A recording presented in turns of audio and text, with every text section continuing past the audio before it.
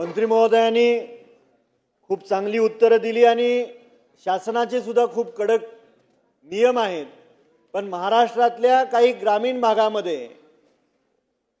Gender detection taste ही portable मशीनच्या माध्यमातून चारचाकी कारमध्ये होते।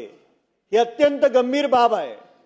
आज काही ठिकाणी ग्रामीण भागात होते, काही ठिकाणी महाराष्ट्र कर्नाटकच्या बॉर्डरच्या ठिकाणच्या त्या खेड्यांमध्ये अशा पद्धतीची टेस्ट केली जाते आणि त्यानंतर स्त्रीभ्रूण हत्या केली जाते।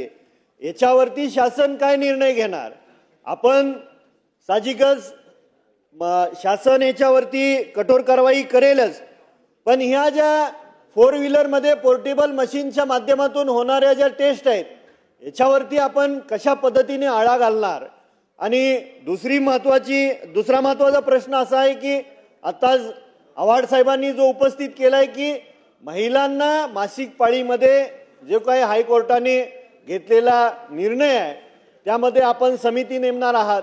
पण माझी विनंती आपल्या माध्यमातून शासनाला ही आहे की अधिवेशन हे 25 मार्च पर्यंत आहे, त्याच्या आतमध्ये मासिक पाळीमध्ये काम करणाऱ्या महिलांना शासनाने त्या कार्यकाळामध्ये सुट्टी देण्यात यावी। याच्या संदर्भात अधिवेशन संपण्या अगोदर आपण तो निर्णय घेणार का? मंत्री महोदय। अध्यक्ष महोदय, सन्मान्य सदस्य बाबासाहेब देशमुख साहेबांनी दोन प्रश्न विचारले। त्यातला एका प्रश्नामध्ये विशेषतः कर्नाटकचा भाग असेल किंवा जिथं पलीकडच्या राज्यात असेल तर अशा ठिकाणी सुद्धा पोर्टेबल या सगळ्या मशिनरीचा वापर केला जातो आणि एक अतिशय चुकीच्या पद्धतीची प्रथा म्हणता येणार नाही, एक अतिशय चुकीच्या पद्धतीचं कृत्य केलं जाते।